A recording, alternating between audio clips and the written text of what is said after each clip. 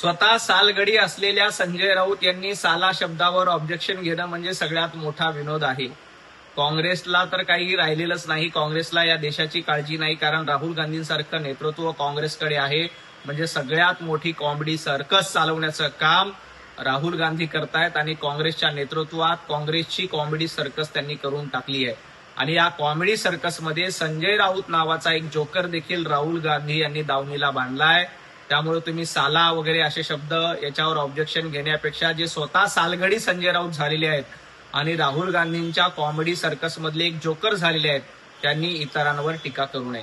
पंतप्रधान नरेंद्र मोदीजी नेमकं काय करतात हे सांगण्याच्या भानगडीमध्ये संजय राऊत यांनी पडू नये. इराण आणि इस्रायलचं युद्ध सुरू असताना सगळ्या बैठका घेऊन आपल्या देशावर परिणाम होणार नाही याची काळजी पंतप्रधान नरेंद्र मोदीजींनी घेतली. उद्धवजींसारखं घरामध्ये बसून फेसबुक लाईव्ह केलं नाही. कोमट पाणी प्या, हात धुवा असं मोदीजींनी सांगितलेलं नाही. उद्धवजी ठाकरे घरामध्ये बसतात, फेसबुक लाईव्ह करतात, ठिपक्याची रांगोळी बघतात. तसं पंतप्रधान नरेंद्र मोदीजी घरात बसून ठिपक्याची रांगोळी बघत नाहीत, तर देश सुरक्षित ठेवण्यासाठी मेहनत करतात. आपल्यावर संकट आलं नाही पाहिजे यासाठी बैठका घेतात, लोकांमध्ये जातात, सातत्यानं जनतेच्या संपर्कात असतात. घरबशा मुख्यमंत्र्यांसारखं काम करत नाहीत. मोदीजींच्या नेतृत्वामध्ये देश अग्रक्रमाने पुढे जातोय आणि आता जे काही संकट जगावर आलंय, जगातले अनेक देश असुरक्षित असताना पंतप्रधान नरेंद्र मोदीजींच्या नेतृत्वात भारत हा सगळ्यात सुरक्षित देश आहे. कारण पंतप्रधान नरेंद्र मोदीजींसारखं नेतृत्व आपल्याकडे आहे.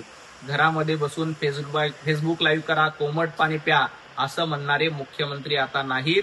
हे प्रधानमंत्री देशाचं कल्याण करणारे, सर्वसामान्यांची काळजी घेणारे आहेत. मुख्यमंत्री देवेंद्रजी फडणवीस यांच्या नेतृत्वामध्ये मुंबई सुरक्षित आहे, महाराष्ट्र देखील सुरक्षित आहेत. संजय राऊत, तुमचं सरकार असताना महाराष्ट्रामध्ये आणि मुंबईमध्ये काय अवस्था होती याचा विचार करा. विधान भवनामध्ये जो कोणी अफवा पसरवण्याचं काम करतोय त्याच्यावर निश्चितपणे कारवाई होईल, त्याला बेड्या ठोकल्या जातील, तुरुंगात धाडलं जाईल. परंतु मुंबई सुरक्षित नाही अशा पद्धतीच्या अफवा पसरवण्याचं काम संजय राऊत यांच्या मार्फत देखील केलं जात आहे. देवाभाऊ हे सक्षम गृहमंत्री आहेत, त्यामुळं मुंबईकडे वाकड्या नजरेनं बघण्याची हिंमत कुणाची झालेली नाही. जेव्हापासनं केंद्रामध्ये मोदीजींचं आणि राज्यांमध्ये देवाभाऊंचं सरकार आलंय, मुंबईकडे कुणीही वाकड्या नजरेनं बघू शकलं नाही. मुंबईमध्ये बॉम्ब तर सोडा, एखादी चुकीची गोष्ट देखील होत नाही, कारण राज्याचे गृहमंत्री सक्षम आहेत.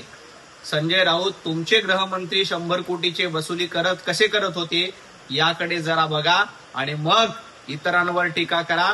देवाभाऊंवर टीका करण्याची तुमची लायकी नाही. जय श्रीराम म्हणण्यामध्ये आम्हाला कुठेही कमीपणा वाटत नाही. प्रभू रामचंद्रांचं नाव घ्यायला आम्हाला लाज वाटत नाही. संजय राऊत, तुम्हाला मात्र औरंगजेबाचा उदो करण्यामध्ये धन्यता वाटते. पंतप्रधान नरेंद्र मोदीजींच्या नेतृत्वामध्ये देश पुढे जातोय.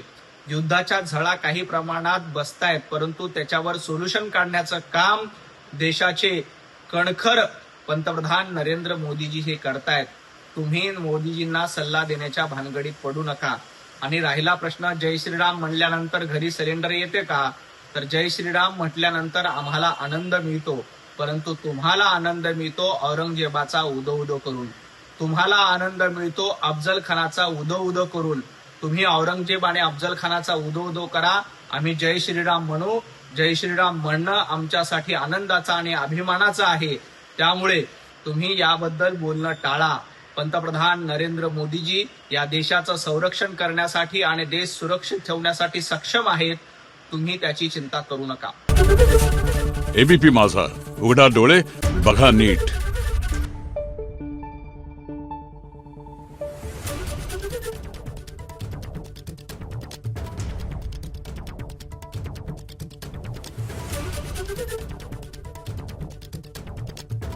Thank you.